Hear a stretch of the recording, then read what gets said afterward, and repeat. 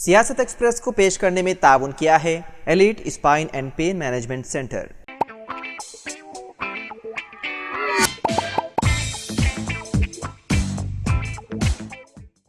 आदाब नाज़रीन, सियासत एक्सप्रेस में आपका इस्तकबाल है। मैं हूं मोहम्मद शौकत। आइए नाज़रीन, दिन भर की खबरों पर मुश्तमिल हमारे खास बुलेटिन पर डालते हैं एक सरसरी नज़र।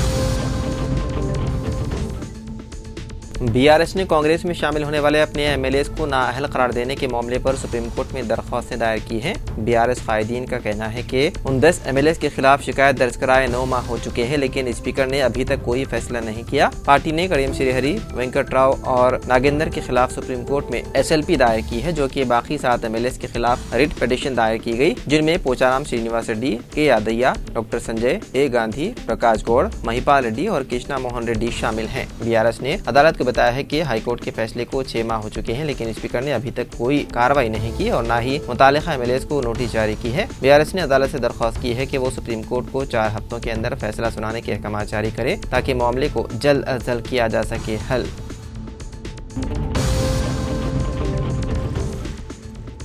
तेलंगाना के साबिक वजीर और बीआरएस लीडर केटीआर 16 जनवरी को फार्मूला ई रेस केस में तकरीबन 7 घंटे की पूछताछ के बाद इन्फोर्समेंट डायरेक्टोरेट के दफ्तर से बाहर आकर मीडिया के मुख्तसर सवालात के जवाब दिए। इस मौके पर उन्होंने कहा कि हुकूमत उनसे सियासी इंतकाम ले रही है। उन्होंने मजीद कहा है कि ईडी ने आइंदा पूछताछ के लिए कोई तारीख वाज़ेह नहीं की है। ताहम उन्होंने कहा कि ईडी उन्हें जब भी बुलाएगी वो जरूर ताउन करेंगे।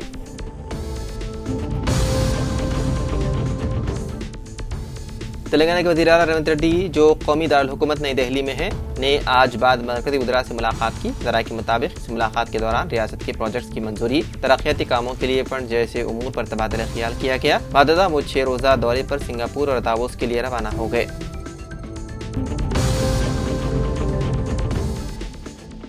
तेलंगाना एंटी करप्शन ब्यूरो ने मुबैना फार्मूला ई स्कैम में ग्रीनको के मैनेजिंग डायरेक्टर अनिल कुमार चलामाला शेट्टी को तलब किया है। चलामाला शेट्टी को 18 जनवरी को एसीबी के सामने पेश होने की हिदायत दी गई है। वाज़ेह है कि ग्रीनको साल 2023 में फार्मूला ई रेस का बुनियादी स्पॉन्सर था, ताहम बाद में कंपनी इस इवेंट से दस्तबरदार हो गई। मरकज़ी एजेंसी ने इस मामले में साबिक वजीर और बीआरएस के वर्किंग प्रेसिडेंट केटीआर से पूछताछ के एक दिन बाद एसीबी ने ग्रीनको की मिल्कियत वाली 3 फिल्मों के खिलाफ छापे मारे। ये समन मुबैना तौर पर ई रेस केस में जारी तहकीकात का हिस्सा है, जिसमें बीआरएस के वर्किंग सदर केटीआर, साबिक एचएमडीए कमिश्नर अरविंद कुमार और एचएमडीए के साबिक चीफ इंजीनियर पर फंड्स का गलत इस्तेमाल का इल्जाम है। केटीआर पर काबीना की मंजूरी के बगैर एक बैनुल-अक़वामी एजेंसी को 55 करोड़ रुपए की मुंतकिली का मुबैना तौर पर जुबानी हुक्म देने का इल्जाम आयद किया गया है।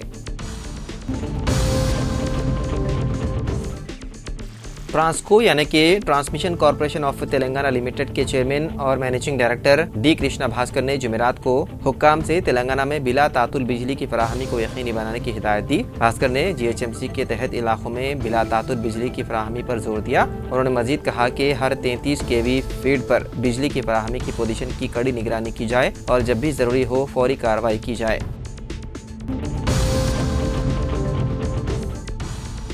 बॉलीवुड अदाकार सैफ अली खान पर उनके घर में घुसकर हमला करने वाले मुलजिम की शिनाख्त हो गई है। मुंबई पुलिस ने हमलावर की तस्वीर जारी कर दी। ये वाक़या देर रात मुंबई के खार इलाके में वाक़े गुरुशरण अपार्टमेंट के 12वीं मंजिल पर पेश आया, जहां मुलजिम चोरी की नियत से दाखिल हुआ और सैफ अली खान पर चाकू से हमला कर दिया। मुंबई पुलिस की जानिब से जारी करदा सीसीटीवी फुटेज में हमलावर को सीढ़ियों से उतरते हुए देखा जा सकता है। फुटेज में मुलजिम का चेहरा वाज़ेह तौर पर नजर आ रहा है। पुलिस की रिपोर्ट के मुताबिक मुलजिम ने सैफ अली खान पर चाकू के 6 वार किए, जिनमें से एक वार सैफ की रीढ़ की हड्डी में प्यूसित हो गया। अदाकार के हाथ, गर्दन और टांग पर भी शदीद चोटें आई। उस वक्त सैफ अली खान के बड़े बेटे इब्राहिम अली खान घर पर मौजूद थे। वो फौरन अपने वालिद को खून में लथपथ हालत में लीलावती अस्पताल ले गए। इत्तलात के मुताबिक सैफ की गाड़ी फौरी तौर पर दस्तयाब नहीं थी, लिहाजा इब्राहिम ने अपने वालिद को ऑटो रिक्शा में अस्पताल पहुंचाया। डॉक्टरों के मुताबिक सैफ अली खान की 2 सर्जरियां करनी पड़ी। फिलहाल उनकी हालत खतरे से बाहर है। पुलिस मुलजिम की तलाश में मसरूफ है और उम्मीद है कि जल्द ही उसे गिरफ्तार कर लिया जाएगा।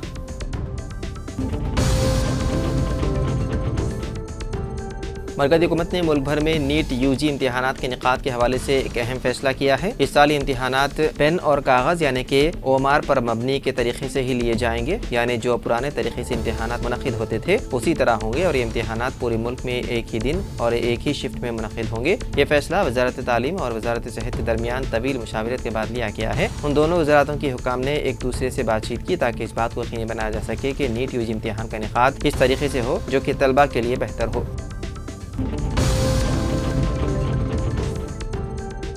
मरकज़ी हुकूमत ने सरकारी मुलाजिमीन और पेंशनर्स के लिए सुनाई बड़ी खुशखबरी। मरकज़ी काबीना ने 8वें पे कमीशन के क़याम की बाज़ाब्ता दे दी मंजूरी, जिसके तहत सरकारी मुलाजिमीन की तनख्वाहों और दीगर माली फ़वाइद में इजाफा किया जाएगा। इस फैसले का ऐलान मरकज़ी वज़ीर अश्विनी विष्णु ने जुमेरात को काबीना इजलास के बाद किया। उन्होंने बताया है कि नए पे कमीशन की सिफारिशात के मुताबिक मुलाजिमीन की तनख्वाहों में इजाफा किया जाएगा और ये नई तनख्वाहें 1 जनवरी साल 2026 से नाफिज होंगी। 8वें पे कमीशन के जरिए न सिर्फ मौजूदा सरकारी मुलाजिमीन बल्कि रिटायर्ड मुलाजिमीन को भी बेहतर माली फ़वाइद हासिल होंगे, जिससे उनकी ज़िंदगी में आसानी होगी पैदा।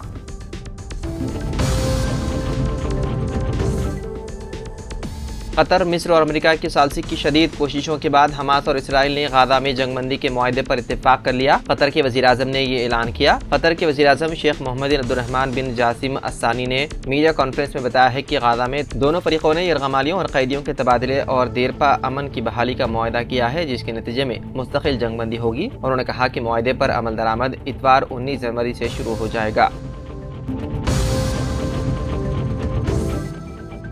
तेलंगाना के खम्मम कॉटन मार्केट में आग लगने का वाक़या पेश आया। ये वाक़या कल शब मार्केट में शेड नंबर 3 में पेश आया, जिसके सबब तकरीबन 1500 कपास के थैले जलकर मुकम्मल तौर पर खाकिस्तान हो गए। इस वाक़े में 2.5 करोड़ रुपए के माली नुकसान का पता चला है, जबकि किसी के झुलसने या फिर किसी की मौत की कोई इत्तला नहीं। फायर ब्रिगेड के अमले ने मौके पर पहुंचकर आग पर काबू पा लिया।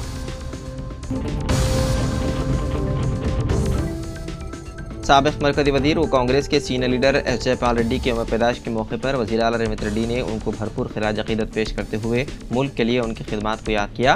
उन्होंने याद दिलाया कि तेलंगाना की तश्कील में जयपाल रेड्डी के रोल को अवाम कभी फरामोश नहीं करेंगे। जयपाल रेड्डी ने तेलंगाना के हुसूल के लिए खामोश सिपाही की तरह मुल्क की तमाम सियासी जमातों के साथ तालमेल कायम करने में अहम रोल अदा किया। उन्होंने कहा कि जयपाल रेड्डी सियासत में इक़्तिदार की अलामत के तौर पर खड़े थे।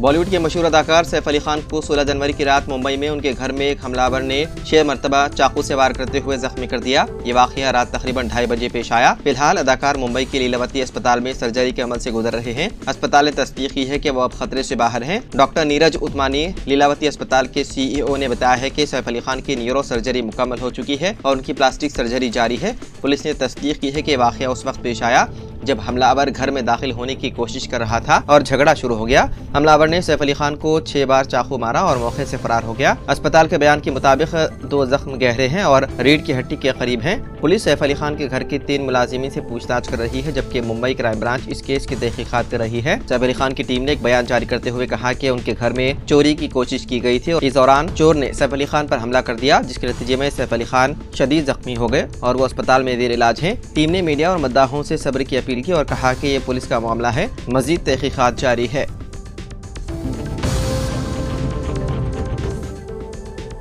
सिम कार्ड खरीदने का नया उसूल, बायोमेट्रिक तस्दीक लाजमी, जाली दस्तावेजात पर सख्त होगी कार्रवाई। वज़ीर आज़म के दफ्तर यानी कि PMO ने महकमे टेलीकॉम को एक अहम हिदायत जारी की है, जिसके तहत नए मोबाइल कनेक्शन के लिए बायोमेट्रिक तस्दीक लाजमी करार दी गई है। इस फैसले का मकसद जाली दस्तावेजात के जरिए हासिल करदा सिम कार्ड का गलत इस्तेमाल रोकना है। जाली सिम कार्ड साइबर जराइम और मालियाती घोटालों में मुलविस होने के बाइस एक बड़ा खतरा बन चुके हैं। रिपोर्ट के मुताबिक पहले सारिफीन मुख्तलिफ सरकारी शनाख्ती कार्ड जैसे वोटर ID या पासपोर्ट का इस्तेमाल करते हुए सिम कार्ड खरीद सकते थे, मगर अब नए कवायद के मुताबिक सिर्फ आधार से बायोमेट्रिक तस्दीक के जरिए ही कनेक्शन फाल किया जाएगा। अब कोई भी रिटेलर बायोमेट्रिक तस्दीक के बगैर सिम कार्ड फरोख्त नहीं कर सकेगा और इस उसूल की खिलाफ वर्जी पर सख्त कार्रवाई करने का दिया गया इंतबाह।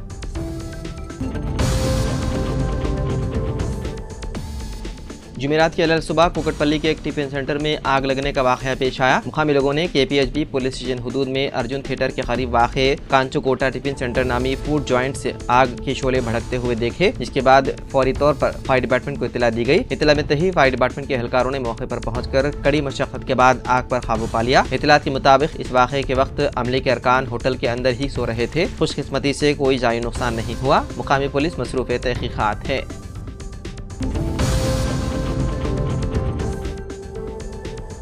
Telangana overseas man power company limited ने सऊदी अरब और मुत्तहिदा अरब अमीरात में नर्सेस की तकर्रुरात के लिए रिक्रूटमेंट मुहिम का ऐलान किया। हुकूमत के महकमे labour employment training and factories के तहत काम करने वाले इदारे ने क्वालिफाइड नर्सेस से दरख्वास्त तलब की है। मैन पावर कंपनी की जानिब से इंटरव्यूज का अहतमाम किया जाएगा। सऊदी और मुत्तहिदा अरब अमीरात में रजिस्टर्ड नर्सेस के तौर पर खिदमत अंजाम देने के लिए कम अज कम 2 साल तजुर्बा और गुज़िश्ता 2 बरसों में क्लिनिकल नर्सिंग केयर में खिदमत अंजाम देना लाजमी रहेगा। नर्सेस के लिए तनख्वाह माहाना 1,15,000 ta 2 लाख 1,30,000 रहेगी और ये स्पेशलिटी, काम का तजुर्बा और हॉस्पिटल या क्लिनिक की बुनियाद पर होगी। उम्मीदवार को आजिर की जानिब से रिहाइश की सहूलत के अलावा tax free salary, health insurance और सालाना तातिल दी जाएगी। मजीद तफसीलात, इंटरव्यू और रजिस्टर कराने के लिए ईमेल ID comcomglobal@gmail.com या फोन नंबर 8919044760 पर राबता पैदा किया जा सकता है। तो नाज़रीन, सियासत एक्सप्रेस में फ़िलहाल इतना ही। मज़ीद ख़बरों के लिए आप देखते रहिए सियासत TV। फ़िलहाल मुझे दें इजाज़त। खुदा हाफिज़।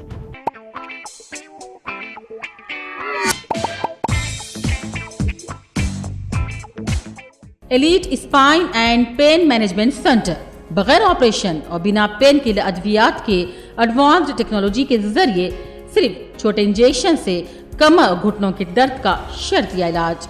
डॉक्टर प्रकाश गुड़ीपुड़ी और doctor Mohan Irva interventional pain physician जैसे तजुर्बेकार डॉक्टर्स 25,000 से भी ज्यादा मरीजों का कामयाब व इत्मीनान बख्श इलाज।